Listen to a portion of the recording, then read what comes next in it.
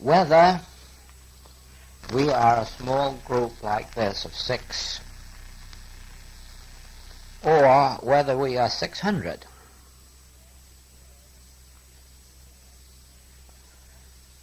We will only serve a spiritual purpose if, in coming together, we first realize that we are not 6 or 600, or any number in between or above, but that we are one. That actually, regardless of how many forms you see here, there is only one mind, only one life, only one consciousness, only one law operating, only one intelligence. Therefore,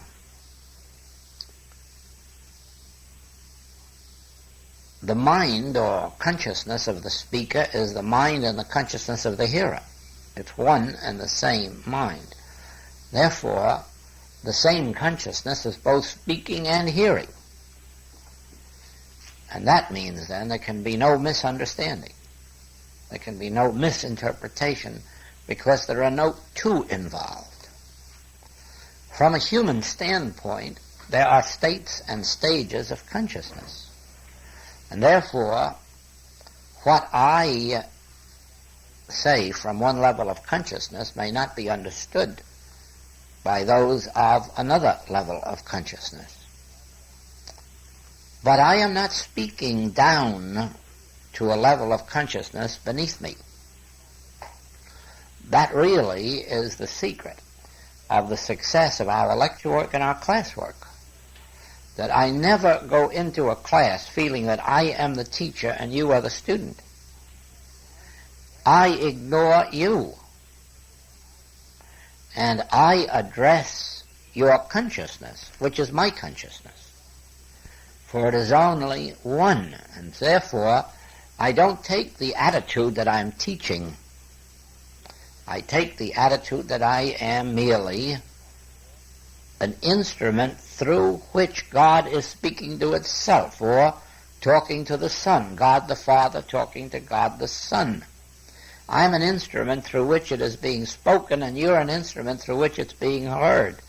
But it is the same mind, the same soul, the same spirit, the same consciousness that is both speaking and hearing. Now,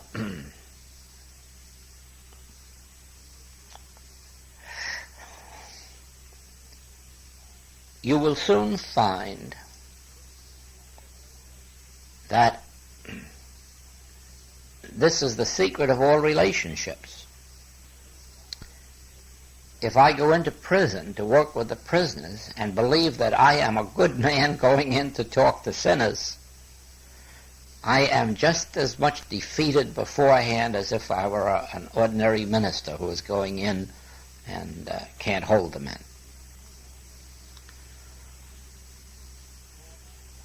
You cannot talk down to anyone and have them understand you at the level you wish them to. That is why you cannot talk to animals with baby talk. It's the most nonsensical thing there is, because they are intelligent. And they must be talked to, addressed as if they were intelligent, and as if they were at your level of intelligence. It may seem far-fetched, but we saw a dog picture on the air in which a woman said to the dog to go back to her home and to her kitchen and to get a certain implement off the kitchen table. Seems kind of ridiculous. But it can be done. It definitely can be done. There are horses. We have seen those horses from Austria, so trained that they can count. And if you ask them to count to 10, they count to 10. If you ask them to count to 7, they count to 7. They know the difference in these numbers. Therefore, they must have a mathematical intelligence. Now imagine talking baby talk to them. See that? In the same way that people who understand flowers don't talk baby talk to flowers. They talk to them as if they were living beings. So it is, then, that whenever you come into a group of people, whether the group is 2 or 2,000, whether it's a metaphysical group or a social group in your home, make contact with their spiritual intelligence, their spiritual awareness. Don't cater to what they seem to be humanly. Humanly, they may seem to be nothing but some foolish tea-drinking women or men or children. But actually, that's not true. Actually, they all have the one and the same consciousness. Therefore, if you disregard what they humanly are or seem to be, and make contact with that part of them which is true identity, true being, then you can expect to be understood and responded to at your level of consciousness. This is important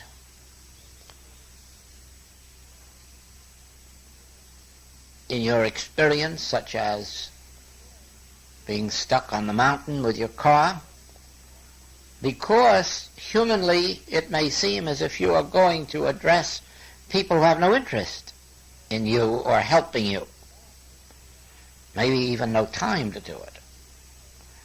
But if you are thinking of them as the one and same consciousness which I am,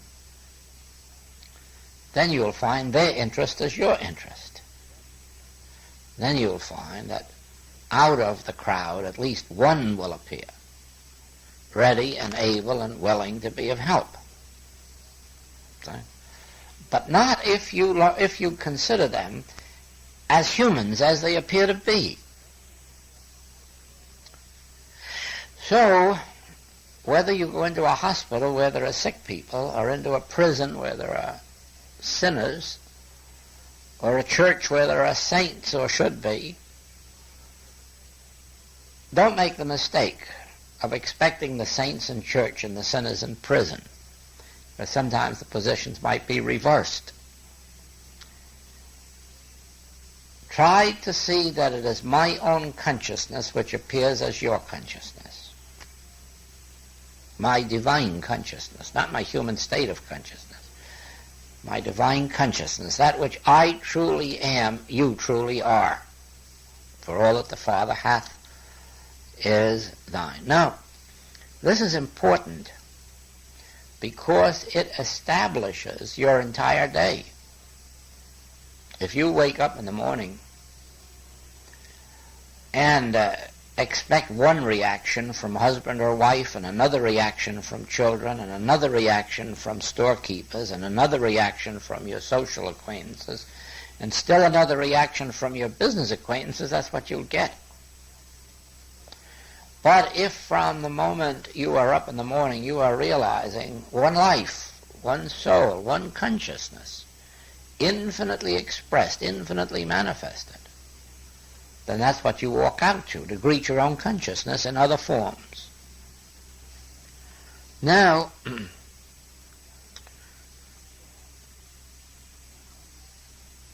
that is an essential point for us. You cannot expect the young student to be interested in that approach to life. Their interest at the moment is merely the overcoming of their discords, of learning certain facets or phases of truth. It is not really to seek a spiritual way of life. It is only when the first healings have taken place and they're more or less in the realization that the infinite way is their way, and they've dropped other modes and means of metaphysics or church teachings, that they then become ready to be told how to face the day, as it is given to us in the book The Infinite Way, on waking in the morning, and so forth. That does for beginners, but this goes for those later students who are beginning to come out and be separate. And the way they come out and be separate is to realize they are no longer functioning purely as a human being in a human state of consciousness, but that they are functioning now as I. In order to function as I, you have to realize the universal nature of I, because what's true of I is true of I appearing as you. Now, it is because we understand that we are not man, we are consciousness. Or if you want to say we're man, at least we're a man who lives as consciousness. That you have to begin at some part of your unfoldment to live from the standpoint of consciousness or I. And here again, a student is not ready for this until they are well along on the path, as we will illustrate here in this 46th Psalm. God is our refuge and strength, a very present help in trouble. Now you all know how that is accepted by the world. Do we accept it that way? That there is a God who is our refuge and strength and a very present help in trouble? No. No, God is closer than breathing, nearer than hands and feet, for I am He. Now when you read this, you have to realize I in the center of my being, I in the midst of me, I, myself, the selfhood of me is my refuge. I hide in me.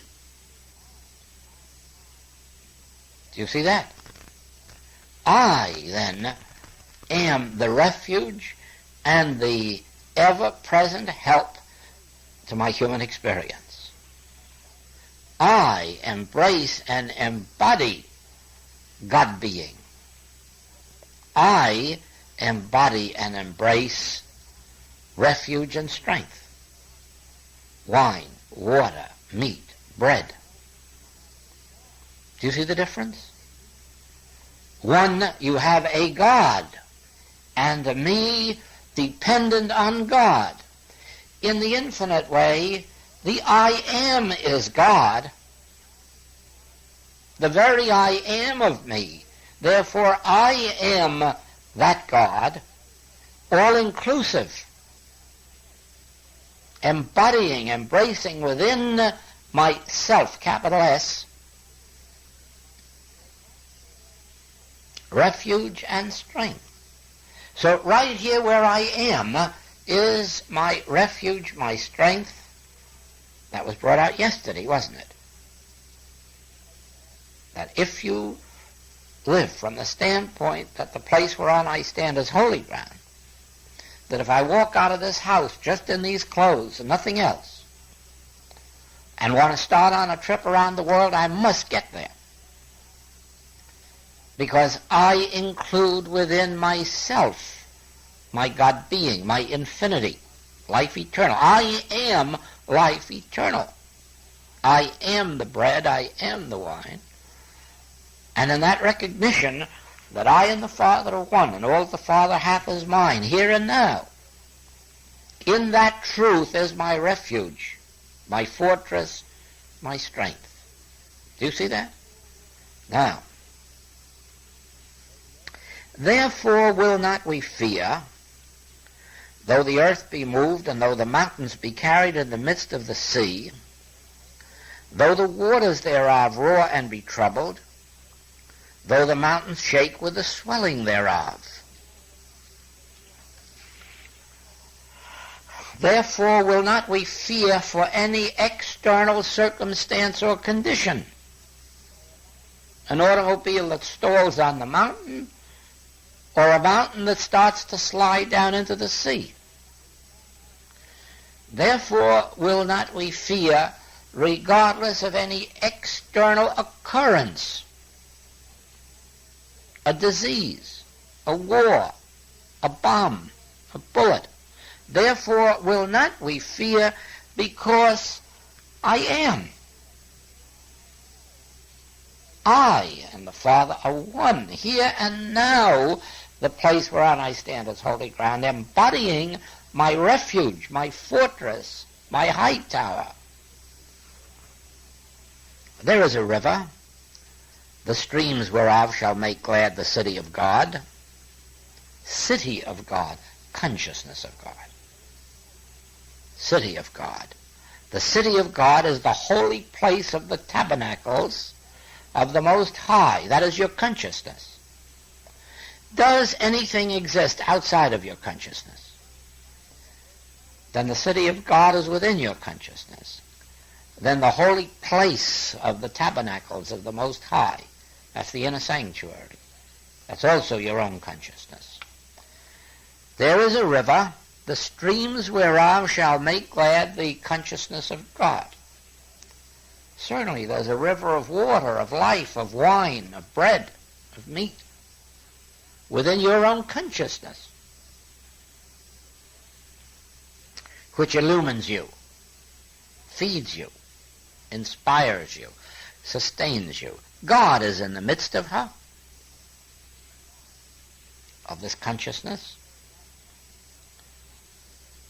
She shall not be moved. God shall help her, and that right early.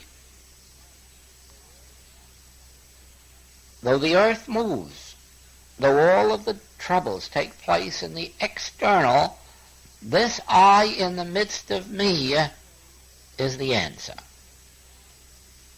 The heathen raged. The heathen. The heathen. Anything unlike or contrary to the nature of God would be the heathen. Any belief, any theory, any supposition, any claim. The heathen raged. The kingdoms were moved. The kingdoms of this world, not the kingdom, the kingdoms of this world were moved. He uttered his voice, the earth melted. I uttered truth. I realized truth. I recognized truth, and the earth melted.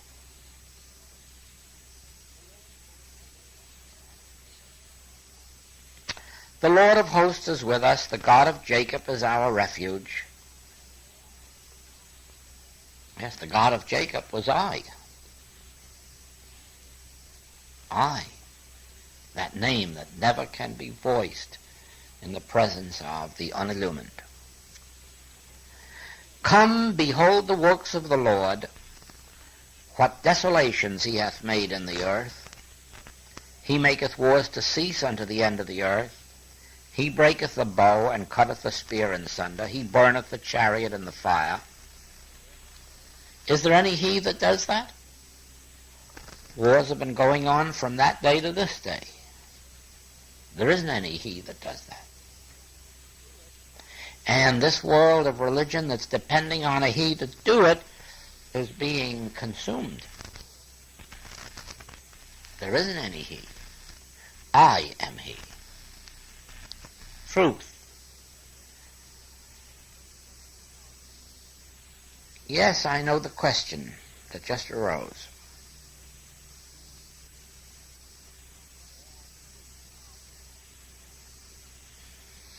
There are two me's. There is the unillumined spiritually unillumined me before I learned the identity of God. And there is the illumined me, or consciousness. The consciousness of an unillumined, spiritually unillumined person is not spiritual power. And it is for that reason that any evil can come nigh the dwelling place of the human race, because there is no spiritual illumination in their consciousness. There is no spiritually illumined consciousness there. They are the unillumined consciousness. They may have all the human wisdom in the world, but that's not power against a headache, or a cancer, or a war. Moses, before his illumination, could not be a leader of the Hebrew people. Only Moses, after his illumination on the mount. Before that, he was the unillumined consciousness, and the best he could do was be a shepherd on the hills. And when he saw injustice done, he killed a man, because the only weapon he had was human strength. But the illumined Moses didn't kill anybody. He lifted his people into a different consciousness.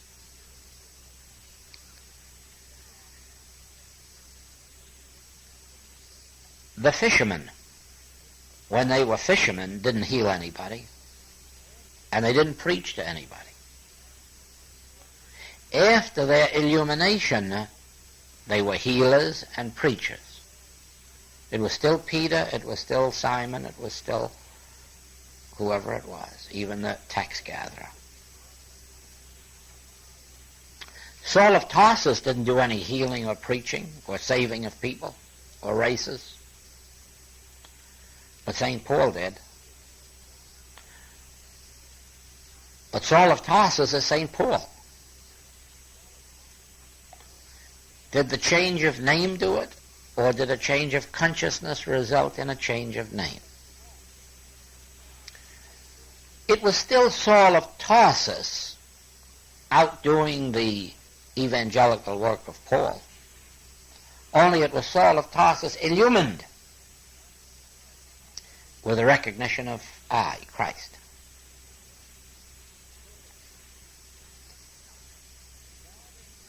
So it is then, God in the midst of her, God is in the midst of her, she shall not be moved.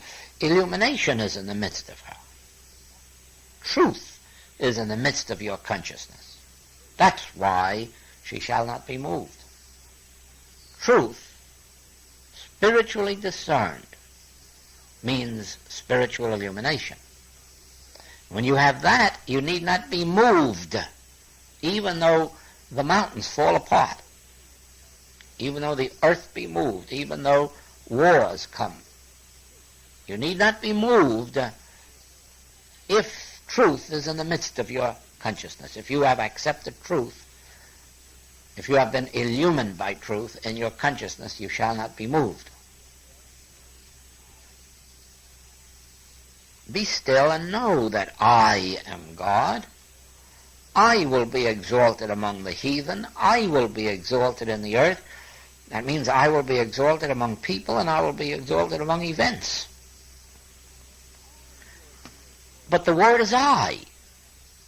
I will be exalted. Now we're not using the word God or the Lord. We're using the true name. I, in the midst of me, is God. And as long as I have I in the midst of me, I shall not be moved.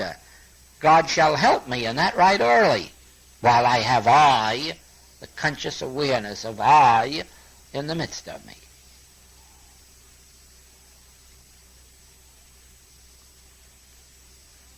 If I'm sitting around praying to something, if I'm wondering how to make contact with something, then I can lose my whole demonstration.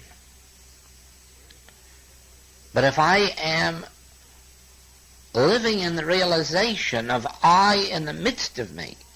And that I is my fortress and my high tower. That I is my gas mask. That I is my abiding place.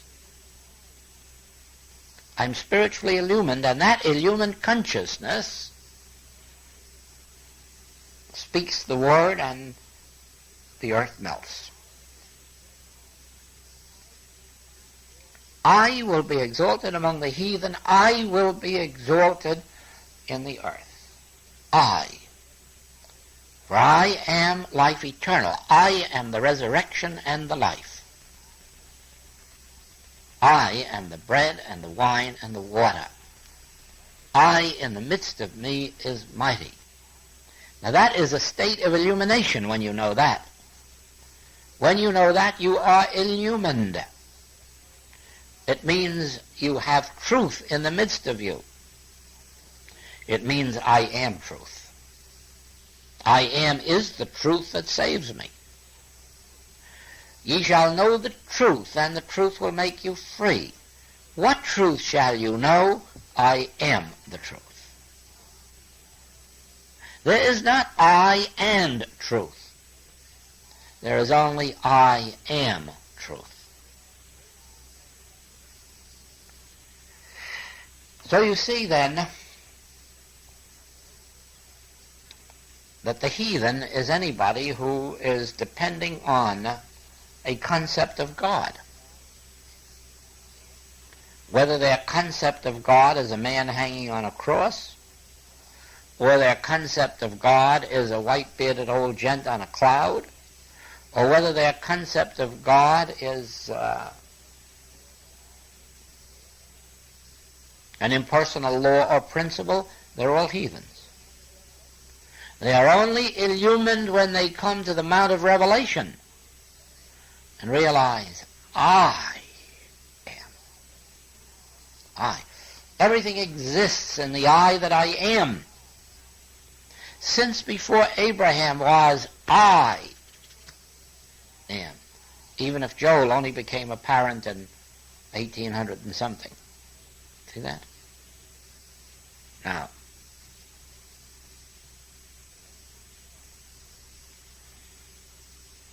when we turn to the 91st Psalm, we have it still easier.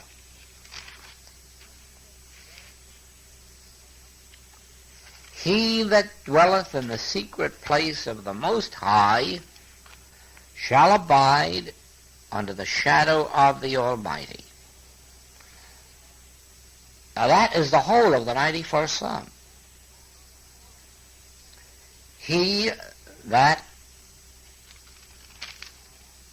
dwelleth in the secret place of the Most High. That secret place is the Holy of Holies. And when you get to that inner sanctuary of the Holy of Holies, what do you learn? I am. And so if you abide, if you dwell in that secret place, I am, keeping those words secretly and sacredly in the midst of you, not telling them to anybody, never voicing them to anybody unless it's somebody far enough along on the path to be your student. Never telling a stranger, never telling a beginner, but always hiding inside of yourself. Thank you, Father. I am. And in that I am, I find my fortress, my high tower. I find myself dwelling in I, the secret place of the Most High, in which I find bread, wine, water, meat, life eternal, resurrection.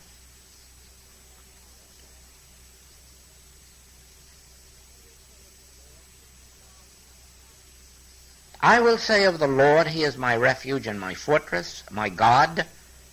In Him will I trust.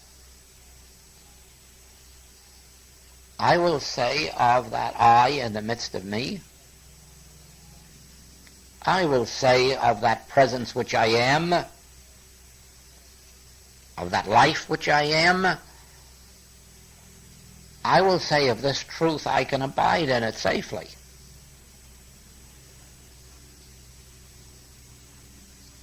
This truth that I now entertain in my consciousness, I will trust it. This truth, the revelation of I am, I will trust it.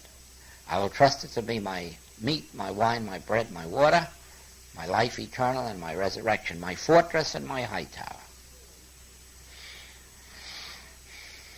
Surely he, this truth, the realization of this truth, this illumination, shall deliver thee from the snare of the fowler and from the noisome pestilence. He, this truth that I am, shall cover thee with his feathers, and under his wings shalt thou trust. His truth shall be thy shield and buckler. Thou shalt not be afraid for the terror by night, Joel, nor for the arrow that flieth by day, Joel. Nor, Joel, shall you fear for the pestilence that walketh in darkness, nor for the destruction that wasteth at noonday. Joel, 1,000 shall fall at thy right side, and 10,000 at thy right hand, but it shall not come nigh thee, Joel. Because thou hast made this truth, which is thy refuge, even the Most High, thy habitation. Because Joel abides in the truth that I am. Because Joel looks only to withinness for safety, security. Though wars rage without, though bombs fly without, though panics come and go, depressions come and go, political parties change, economic systems change, nevertheless Joel look always to I in the midst of you. Depend on I. Abide in this I. And realize that man whose breath is in his nostril is not power. Realize that neither the moving earth nor the enveloping waters shall come nigh thy dwelling place, for you are living and moving and having your being in the consciousness of I. Only with thine eyes shalt thou behold and see the reward of the wicked. Only with the 5 physical senses.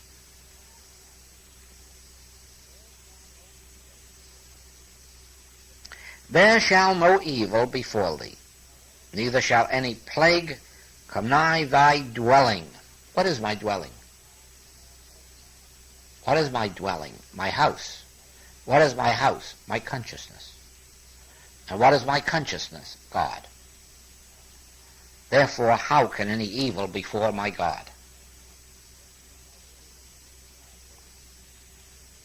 For he shall give his angels charge over thee to keep thee in all thy ways. Certainly, I, the Father within me, goeth before me to make the crooked places straight. I, the Father within me, the presence within me, this divine illumination goes before me to prepare a place for me, to make the crooked places straight, to bring unto me my own. This inner, invisible, spiritual presence and power which is I am,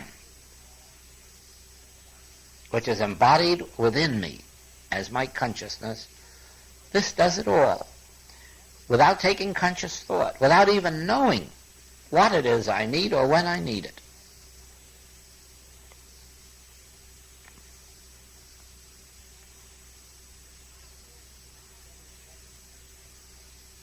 Because he hath set his love upon me, therefore will I deliver him. That is God speaking. And saying, because Joel hath set his love upon me, his faith and his confidence, therefore will I. I is the deliverer. I will deliver him. I. You can say I. You can think I, and that I will deliver you. Shall I go and get you some meat? No, I am meat. Do you want a power to resurrect you? I am the resurrection. Therefore will I deliver him. I will set him on high, because he hath known my name. Now you see what I said before, that the beginner is living as if he were a human being with a God somewhere, not realizing that he isn't living as a human being, he's living as consciousness, and that the reality of that consciousness is I. And as long as he can say I, God is uttering itself. Joel shall call upon me, and I will answer him. Always there's only one to give answer. I will be with him in trouble. I will deliver him and honor him. Why doesn't anybody believe this? Because they don't believe it's I. They believe it's a God. A man on a cloud, another man hanging on a tree, an impersonal law or principle. They cannot understand that I am God. Be still and know that I am God. There's no other word for God but I. These other words that are used as synonyms really only represent qualities. They're not synonyms at all.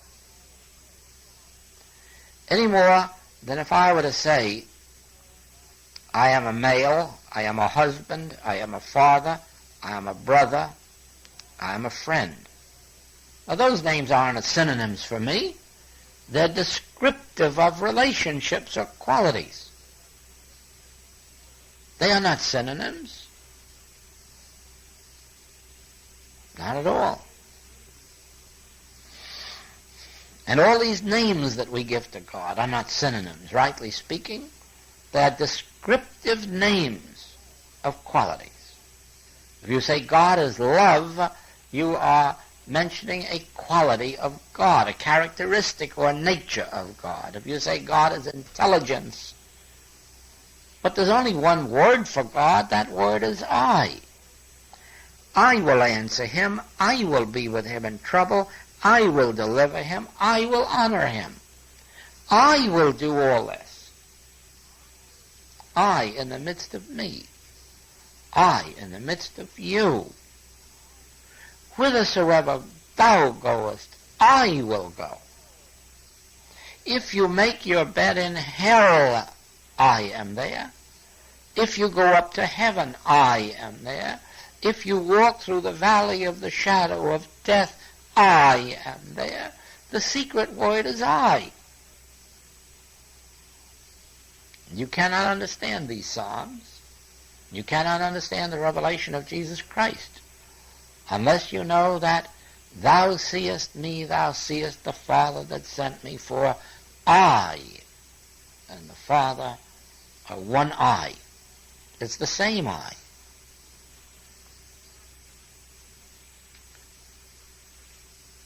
Do you see that?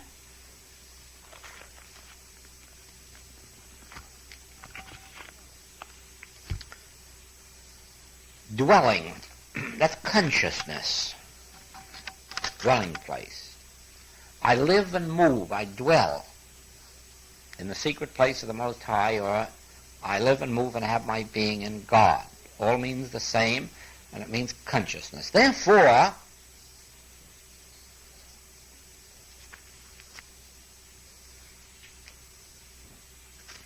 I have all these same notes here.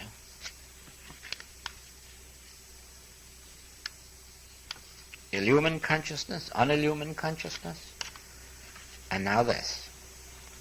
This world coming to our consciousness, no evil will come nigh thy consciousness, if if you are illumined.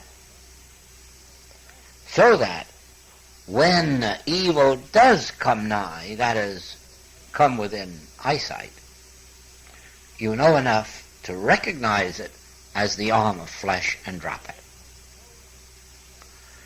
The world has no defense against the evils of this world. If it reads great big headlines in the papers today about something that's going to happen tonight, it can only sit there and wait for it to happen. Whether it's a hurricane or a bomb that's going to drop or war that's going to be declared.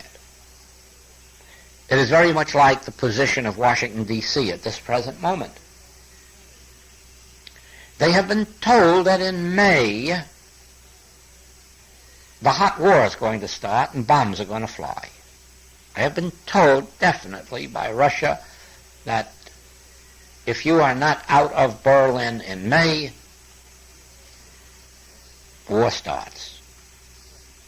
The message was delivered to them again by McCoyan last week. If you are not out of Berlin in May, the bombs are going to fly. Now, they're not going to get out of Berlin. They know they can't do that. So what are they going to do? They can't do anything but sit here and wait. Wait until May. When May gets here, either they'll get out like scared rabbits, or they'll get hit with a bomb. Then they'll have to answer with a bomb. And then we're in it. Because they can't do anything. Russia says they'll throw it. What can we do about it? We can't stop Russia. So we'll sit here until May and tremble. And talk with our allies about what we'll do when May gets here. See that? We are not in that position. We are in the same position that we would be if we read in the paper or hear on the radio tonight that an epidemic of flu is on the way, or a tornado. We immediately recognize it as the arm of flesh. Thou couldst have no power over me. For I and my Father are one, and that one is God. Thou hast no power over God. And then your error drops. It has to drop for its nothingness. If that weren't true, we'd all be in jail. Because this work has been going on 75 years. And if people weren't actually getting healings, we'd all be stopped in our work by now. And on what basis do they get healings? Because we say, thou canst not come nigh my dwelling place, thou hast no power. What did hinder you? Pick up your bed and walk. In other words, because we are proving that in the presence of the illumined consciousness, now what constitutes an illumined consciousness? A consciousness that knows that I am God. And that I being infinite, nothing else is power. In the presence of that consciousness, error dissolves, whether it's a person, a place, or a thing. We have seen cases in courts reversed with a person of understanding, of spiritual understanding, present in the case. We have seen conditions changed, injustices corrected. Because in the presence of illumined consciousness, none of these evils shall come nigh thy dwelling place. Illumined consciousness knows God. To know him aright is life eternal.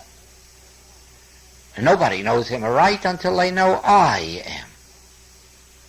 And then when they know I am, then they relax. Oh, you mean I am. Not I will be. Not I ought to be. Not I deserve to be. Not I should be. But I am. Oh, I am. Then they have only the arm of flesh. The ultimate of this is summed up in this wise. The temporal power is not power in the presence of illumined consciousness. That's how to sum it up. Temporal power is might. We proved that when we had more airplanes than the Germans, so we licked them. And we had a bigger bomb than the Japanese, and we licked them. Therefore, in temporal experience, might is power. See? But in the presence of illumined consciousness, might is not power. They have only the arm of flesh. They may have armies 4 times stronger than ours and weapons 10 times stronger than ours, but it's a temporal power. As long as it's a temporal power, it is the arm of flesh to the illumined consciousness. And the illumined consciousness is one that knows I am. Closer than breathing, nearer than hands and feet, I am. See that? Not out here, not out there, not a me pleading to it, a recognition of I. I will never leave thee nor forsake thee. Is that a person talking? Or is that I? I will never leave thee nor forsake thee. I will be with thee unto the end of the world. I. Illumined consciousness is the state of consciousness that has recognized I in the midst of me as God. I am He. And life flows out. See that? Power flows out from me. It doesn't act upon me. Therefore, any threat or temptation or appearance or theory that approaches your consciousness must be recognized. You can't ignore it. It was a beautiful thing that Mazzetti says that if you ignore error in the first place, it will handle you in the second place. You just can't sit here and let error come up to your face and walk by. You can't do that. You must consciously know the truth, and the truth will make you free. I don't mean by that you have to stay awake 24 hours looking for error to deny. I mean you have to live in the consciousness that the arm of flesh is not power. Then if you go to sleep and it passes by, it won't touch you.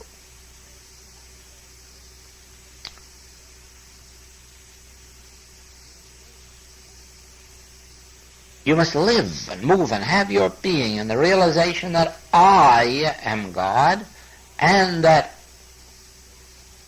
all of these temptations, suggestions, appearances, armies of the aliens, all of this is temporal power. Thou couldst have no power over me, great temporal pilot.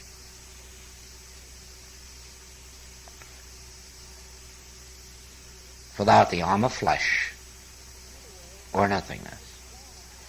In other words, if God doesn't ordain it, create it, maintain it, and sustain it, it isn't power.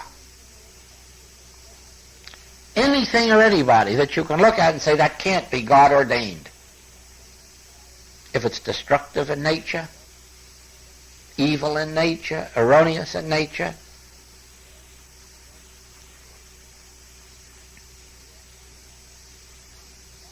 well, you have to realize that which God did not ordain, cause, create, maintain, sustain, is the arm of flesh or nothingness. But you see, when you take words like justice, mercy, freedom, benevolence, peace, harmony, God did make and create and ordain those, and therefore God maintains them and sustains them. Therefore they are never in danger. See that? Anything that God ordained is forever. That which God hath joined together, no man can put asunder. That is, that which God caused, that which God created, that which God maintained. No man has power over it, whether he's got an army or whether he's got an atomic bomb. Nobody has power. Nothing has power over that which God has ordained. Yes.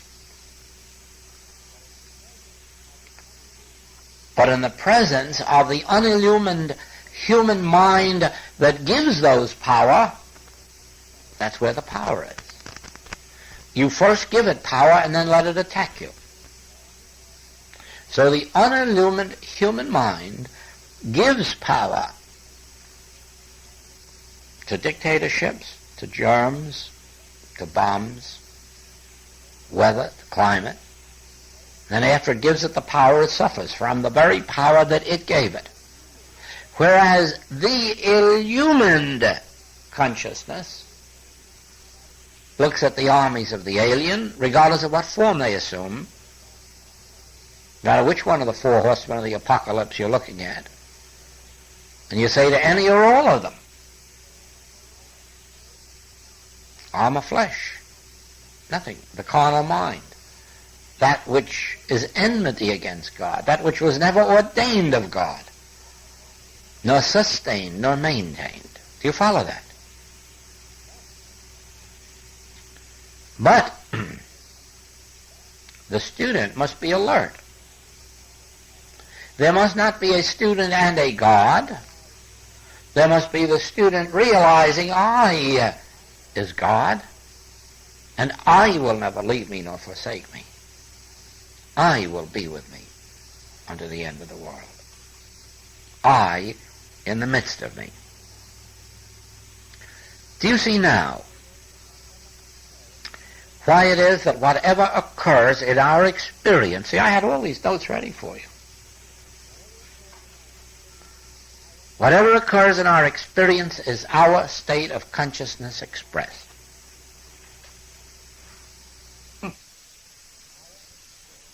Occurs in our experience is our state of consciousness expressed.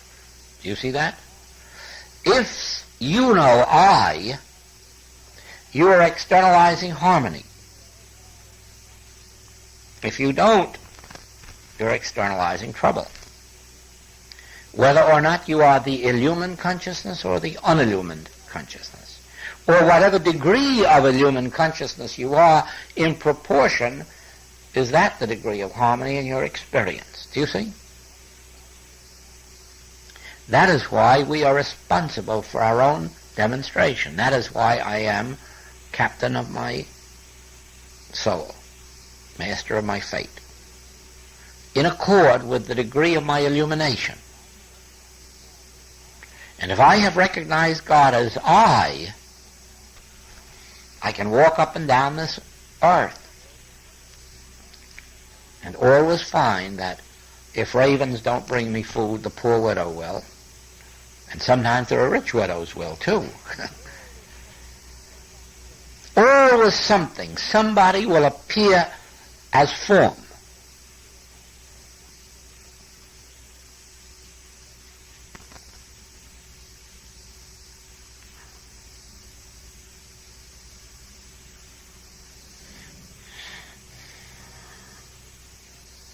Here's the note with which I started out, knowing truth as universal. If I is I, I is I, I is I, I is I, I is I, I is I.